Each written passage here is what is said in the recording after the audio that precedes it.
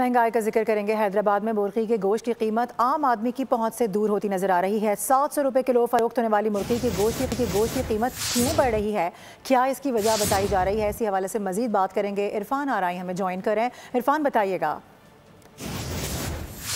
मुर्गी के गोश्त की कीमतें एक बार फिर आसमान को छूने को तैयार हैं।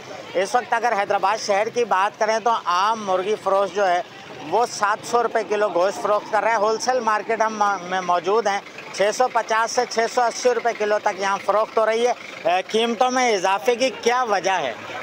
भाई, मुर्गी का गोश्त जो है गरीब आवाम की पहुंच से दूर होता जा रहा है, ठीक है ना। 700 रुपये किलो गोश्त कर दिया। ये इधर जो हमारे को जो गोश्त मिलना था, और भी चीज़ें सारी महंगी है।